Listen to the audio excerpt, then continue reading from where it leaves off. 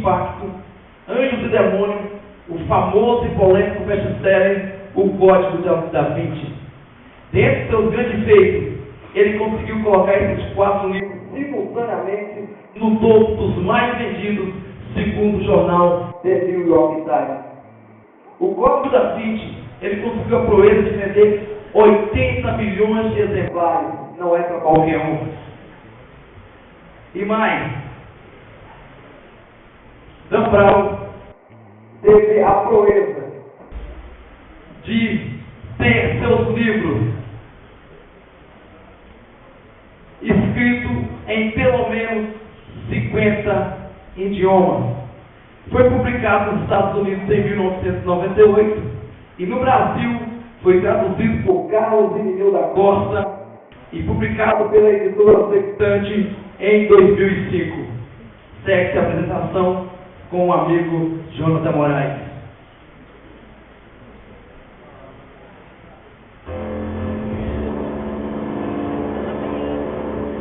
Boa noite a todos. Iremos dar prosseguimento à explicação da resenha do livro Fortaleza Digital. O livro Fortaleza Digital gira em torno da NSA, que significa Agência Nacional de Segurança. Essa agência tem como objetivo principal proteger, guardar todos os moradores norte-americanos, interceptar qualquer tipo de mensagem que possa trafegar pela internet. Ela decodifica essas mensagens que possam conter algo que venha ameaçar todo o povo americano. Isso faz com que todos fiquem tranquilos por ter a agência NSA em sua vida. Fundada em 1952, tornou-se uma tradição essa agência, mas apenas 3% dos moradores dos Estados Unidos sabem da existência da NSA. Estima-se que o valor da sua receita gira em torno de 24 bilhões de dólares. A NSA só contrata o melhor que há no mercado, o melhor do melhor. Somente os gênios, aqueles brilhantes que conhecem realmente de informática.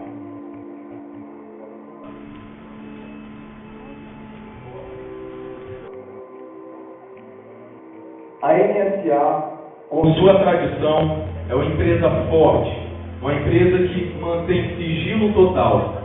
Ninguém sabe da NSA sobre trafegar, sobre navegação na internet, sobre decodificação de mensagens. Isso torna uma empresa fantasma. Ninguém conhece a NSA. Pode passar. Esse é o símbolo, o brasão da NSA. Reparem que aos pés da águia há uma chave. Isso significa segurança. A NSA é uma empresa que traz segurança para todos aqueles que ela presta serviço, para a população em geral.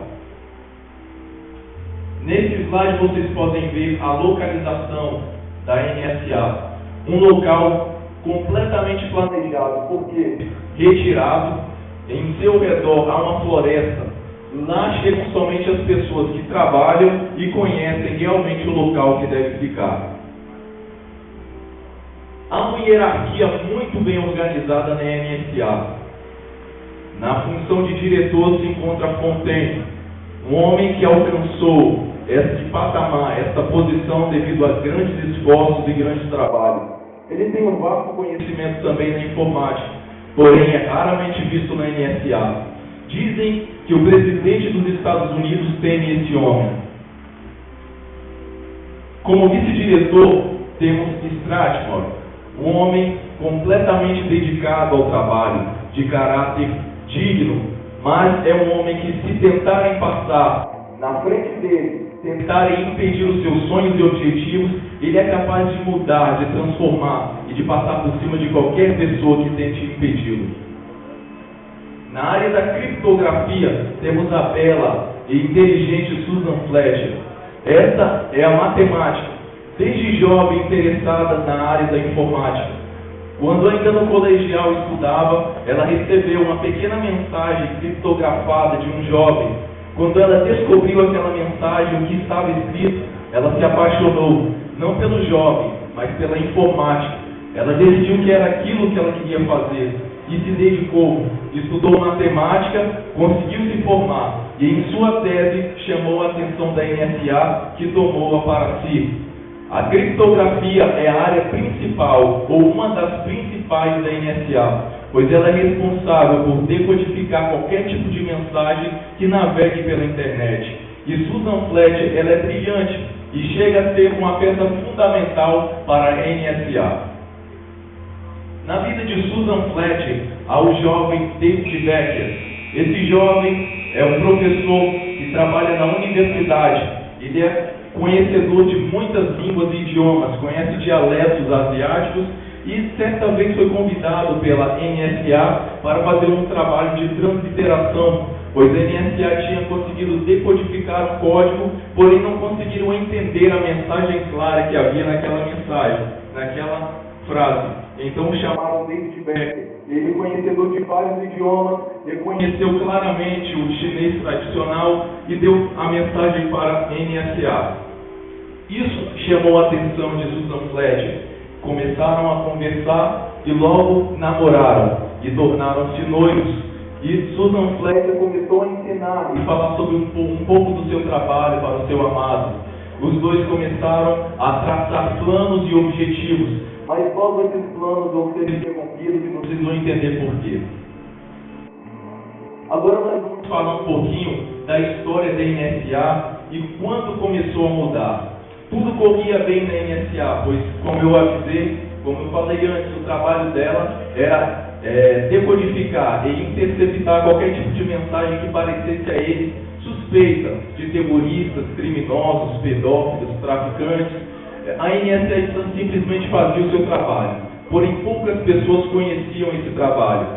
E chegou no ano de 1980, houveram mudanças a partir deste momento. Por quê? Acesso público à internet, as pessoas começaram a usar uma maneira diferente de comunicação, não era mais por linha telefônica, ou seja, o FBI, a CIA não iriam mais grampear linhas telefônicas, a transmissão seria por dados e por fibra ótica. O e-mail tornou-se o meio mais eficaz de se mandar mensagem, de se comunicar, sabe por quê? O e-mail não usava linhas telefônicas, era um meio rápido e seguro. Pelo menos isso era o que os traficantes, era o que os criminosos pensavam. Isso fez com que a NSA pensasse em avanços tecnológicos. Todavia deixou continuar, seguiu o tempo, mas os criminosos perceberam que mesmo assim eles continuavam a ser pegos. A NSA estava na cola deles. Isso fez com que eles desconfiassem, descobrissem que a NSA estava invadindo a privacidade dele. Tanto o usuário comum que mandava um e-mail para o seu amigo, para a sua amiga, tanto quanto o traficante que mandava um e-mail para carregamento de drogas, por exemplo. Isso fez com que todos se mobilizassem. Mobilização mundial dos programadores. Se existe uma coisa no mundo da informática é a união. Todos os hackers, a maioria dos hackers de um determinado local, eles são unidos, há uma comunicação mútua e simultânea. Quando acontece algo na rede, eles ficam sabendo rápido e procuram se comunicar. Então, eles decidiram fazer uma coisa, os programadores criaram a codificação por chave pública. Codificação por chave pública. Sabe o que isso fez? Foi um marco na era da informática. As pessoas tinham, a partir de agora, segurança, eles poderiam se comunicar tranquilamente, porque cada mensagem que era enviada de uma pessoa para outra era codificada, ela tinha código. Isso fazia com que somente a pessoa que fosse receber aquela mensagem tivesse a chave para abrir e poder compreender o que era mandado e enviado para ela. Não, pode mudar. Ali nós vemos que os códigos, eles eram caracterizados por letras, números e símbolos. Isso dificultava muito o trabalho da NSA. E a NSA teve que usar um tipo de força bruta, é o nome que nós damos no mundo da informática. Ataque por força bruta é quando um determinado programa força uma senha, força decodificar aquela mensagem. Eu coloquei um exemplo aqui para vocês entenderem. 50 caracteres. Se uma mensagem tiver uma codificação de 50 caracteres, constituído de letras, números e símbolos, a NSA, com a tecnologia que ela tinha, demoraria 19 anos o computador da NSA para conseguir decodificar aquela mensagem, pois haveria a combinação de 10 elevado a 120. Sabe o que é isso? É mais ou menos como tentar achar um grão de areia específico à beira de uma praia. É quase impossível. Isso fez com que a NSA tivesse que tomar iniciativa. Criação do Trans-LTR. Trans-LTR. Os agentes da NSA resolveram criar um supercomputador, algo que pudesse processar de uma maneira jamais vista, e o Trans-LTR fez isso. Aquela imagem que eu mostrei anteriormente era a localização dele. Como um iceberg, apenas 10% de sua massa ficava sobre o solo, o restante ficava abaixo do solo. Com um valor estimado de 1,9 bilhões de dólares, esse é o maior computador e mais rápido computador construído em todo o mundo. O Trans-LTR possuía 3 milhões de processadores. Isso faz o computador de qualquer pessoa parecer uma máquina de escrever. E vamos lá para o primeiro teste. Chega o dia de inaugurar o Trans-LTR. Se realmente os 3 milhões de processadores funcionassem em paralelo e tivessem a rapidez que realmente prometiam, isso ia ser um marco e ninguém poderia impedir o Trans-LTR de decodificar qualquer tipo de mensagem. O primeiro teste vem uma chave de 64 caracteres. Eu dei um exemplo anterior de 50 caracteres, demoraria pelo menos 19 anos para ser decodificado. O Trans-LTR consegue decodificar em apenas 10 minutos. Isso quer dizer que ele foi 1 milhão de vezes mais rápido que o computador anterior. Então é um marco. Deixei para falar de um Seitan-Kato agora, porque ele é definitivamente uma peça fundamental que vai fazer diferença na história da NSA, na história do livro. Em Seitan-Kato japonês, seus pais foram vítimas das bombas que caíram em Hiroshima e Nagasaki. Sua mãe, afetada pela radiação, acabou transmitindo isso para ele. Ele nasceu mutilado, nasceu com imperfeições. Sua mãe morreu após o parto e o seu pai o deixou ainda novo. Em Seitan-Kato teve que ralar muito desde pequeno, desde criança. E logo cedo recebeu uma bolsa de estudo para trabalhar na área da informática. A IBM, vendo o talento desse jovem, chamou para trabalhar na IBM. Ele saiu, trabalhou por conta própria, através da chave pública, criando chave pública, fez fortuna. A NSA viu e reconheceu o talento dele e tomou para si. Esse Seitan-Kato ajudou na construção do Trans-LTR. É um agente muito especial e inteligente. Sempre cumpriu seu papel e objetivo da maneira correta. Porém, no dia que ele descobriu que estavam fazendo monitoramento pela internet, que estavam olhando as mensagens das pessoas e decodificando, ele achou isso ruim e resolveu falar com o Stratford, o vice-diretor. Ele não deu ouvidos e em Seitan-Kato foi mandado embora. Todavia, não bastasse isso, quando chegou do lado de fora, Stratford fez ainda questão de queimá-lo no mundo da informática. Ele ficou mal falado e descreditado. Ninguém acreditava mais nele. Ele fez com que isso se revoltasse. Ele se revoltou diante disso e resolveu se vingar. Em Seitan-Kato, uma mente brilhante. Em Seitan-Kato, com uma mente brilhante, resolveu criar um algoritmo inquebrável. Sabe o que é isso? Ele criou um algoritmo que se modificava, um algoritmo mutante, de maneira que se jogasse no Trans-LTR, ele não conseguiria decodificar. O Trans-LTR, desde que começou a operar, quer dizer, desde que começou a operar, qualquer tipo de algoritmo e código só durava nele 3 horas no máximo e eram quebrados. Mas esse, Fortaleza Digital, o nome do algoritmo, seria desafiador. Iria inutilizar o Trans-LTR. Isso é o que prometia em Seitan-Kato. Ele queria apenas uma coisa da NSA, que eles fossem à mídia e falassem que esse supercomputador existia e que eles estavam invadindo a privacidade das pessoas ao lerem seus e-mails e decodificarem suas mensagens. Mas Stratmon não estava satisfeito e não queria, nem pensava fazer isso. E esse Tancado promete jogar esse algoritmo na internet para que todos façam download. E se isso acontecesse, as pessoas poderiam navegar na internet tranquilamente, pois suas mensagens não seriam decodificadas, elas teriam privacidade. Tanto o usuário comum, a usuária doméstica que não queria que o seu bolo de maçã fosse decodificado, como também um terrorista mandando uma mensagem para outras pessoas. Então, algo acontece que muda a história dessa agência chamada NSA. Esse Tancado manda para a internet esse algoritmo, porém, o código para abrir o algoritmo está na mão dele.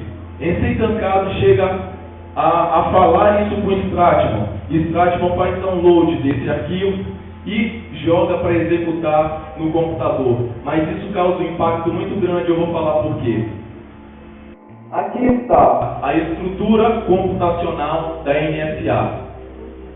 Quem é amante da informática e conhece informática, sabe que todo computador comum que tem acesso à rede mundial de computadores, ele tem um firewall. Firewall quer dizer parede de fogo, no literal. Ele é responsável por defender os seus dados de ataques externos, de hackers, de piratas da internet.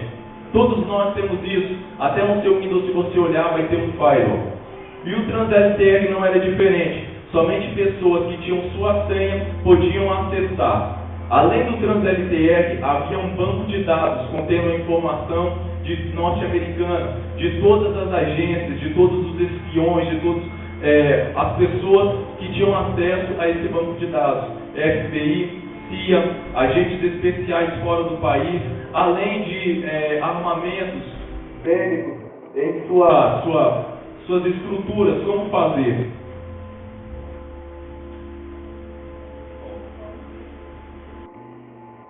Esse TransLTR, por ser um processador, um computador com processador, raramente ficavam coisas armazenadas, dados armazenados nele. Geralmente eram jogados nos bancos de dados. O TransLTR era como um mega servidor. As pessoas de qualquer parte do mundo poderiam acessá-lo de maneira que tivessem os seus dados. Havia um agente responsável pelo firewall, e desde que ele assumira, ninguém jamais conseguira transpor essa barreira de fogo, assim podemos dizer, uma barreira intransponível. Ninguém conseguiu roubar dados do TransLTR. Pode passar. O que acontece? Se esse algoritmo chegasse a ser executado, isso causaria um impacto muito grande para a NSA. Stratmon resolve tomar medidas drásticas. Ele mata esse Tancado e envia David Becker à Espanha. David Becker, lembrando, é o noivo de Susan Fletcher, a criptógrafa. Um apagão acontece na NSA devido à morte de um agente que tenta desativar o TransLTR. Sabe por quê? Quando o Stratmon resolveu colocar esse algoritmo para executar no computador, logo de primeira o firewall recusou, porque ele recusava qualquer tipo de arquivo que ele suspeitasse conter algum dado prejudicado. Mas mesmo assim ele contornou esse firewall e permitiu que chegasse até o computador. E ele processou, dando 15 horas, o algoritmo não havia sido executado, ele não conseguiu decodificar aquela mensagem. O processador tentando fazer o seu serviço, mas não conseguia. E isso deixou Stratmon muito preocupado. Ele faz o seguinte, ele consegue fazer com que esse Tancado morra na Espanha, envia David Becker para recuperar o código, pois esse Tancado falou, eu tenho o código em mãos, se vocês falarem à mídia, eu desativo e fica tudo na boa. Mas Stratmon não queria isso, não estava satisfeito. Ele matou o Tancado, pediu para que David Becker fosse à Espanha e descobriu, infelizmente, da pior maneira, quando chamou Susan Fletcher, a matemática, que aquilo na verdade não era um algoritmo, era um verme. Um verme é um tipo de vírus que é designado para uma determinada tarefa. Ele faz exatamente aquilo que o seu programador pediu. e esse verme entra no supercomputador. Esse Tancado foi avisado ainda pelo firewall, mas não deu ouvidos e contornou. Agora ele iria pagar pelo erro que cometeu. O banco de dados fica vulnerável. Todas as informações dos Estados Unidos estavam ali e poderia ser acessado por qualquer hacker do mundo ou por qualquer pessoa que tivesse um acesso discado, um modem em casa. Poderia ver como se constrói um míssil balístico, como se constrói uma bomba atômica, e isso seria perigoso para a NSA e para a reputação de Stratton, que até ali tinha desempenhado bem o seu trabalho. Todos os esforços se voltam para David Becker, Susan Fletcher. Stratton, por sua vez, tenta desligar o computador, mas uma grande explosão acontece porque o TransLTE superaquece. 1,9 bilhões de dólares jogados fora vão para o ar, e Stratton, por sua vez, perde a vida. Isso são consequências de erros. O diretor finalmente aparece e chama Susan Fletcher para lhe ajudar. David Becker recupera o código lá na Espanha, um anel que estava no dedo de Ensei Tancado antes de morrer. Antes de morrer, ele levanta os 3 dedos e mostra, dá a entender que ali no anel havia um código que ia desativar aquele algoritmo. David Becker consegue recuperar, e lá da Espanha, através de uma videoconferência, mostra aquele anel e fala a mensagem que contém nele. Todos ficam curiosos para tentar desvendar essa mensagem. A mensagem do anel dizia o seguinte: diferença prima entre os elementos responsáveis por Hiroshima e Nagasaki. E abaixo da tela do computador estava escrito: digite a senha. Se eles digitassem a senha errada, 2 coisas poderiam acontecer. O computador simplesmente iria ativar o vírus para que fizesse o seu trabalho, ou iria desativá-lo de vez. Havia riscos a correr. Eles começaram a pensar: o que faria uma pessoa, um japonês, dizer qual é a diferença prima entre Hiroshima e Nagasaki? Eles começaram a pesquisar na internet, usaram o maior buscador do mundo, eu acredito, Google, e chegaram à seguinte conclusão: as bombas eram idênticas, todavia no seu número atômico havia 255 em uma, 258 em outra. Eles simplesmente subtraíram e chegaram ao número 3. A senha poderia ser de até 5 dígitos, mas eles chegaram ao número 3. Anteriormente eles tinham errado. Eles tentaram jogar uma mensagem bruta, sem tentar decodificar, mas a mensagem exigiu decodificação. Eles não conseguiram. Isso acelerou o verme. Em todo o mundo, os hackers já estavam sabendo. E no monitor dele apareciam linhas negras avisando que estava sendo invadido. E que de 5 camadas de firewall havia apenas uma. Era como uma folha fina. E em questão de segundos, toda a NSA estaria abaixo. Todo o banco de dados estaria vulnerável para qualquer usuário mundial poder acessar as informações mais secretas do país mais poderoso do mundo. Mas quando eles digitaram 3 e apertaram Enter, código de desativação confirmado. A NSA estava salva, graças a Susan Fletcher, David Becker, Fontaine e os agentes demais da NSA. A partir daí começaram esforços para a construção, para a reconstrução da NSA e para não cometerem os mesmos erros novamente. O que nós tiramos de lição desse livro? Todos nós somos desafiados a cada dia. Todo dia, no mundo da informática, as coisas vão evoluindo, mas jamais as máquinas irão substituir uma mente pensante. Você possui o que há de mais belo no universo. Deus nos deu a capacidade de sonhar, de imaginar, de fazer coisas, de planejar. Um computador nunca vai poder fazer isso e nunca vai poder te substituir. Eu quero chamar aqui à frente os meus companheiros.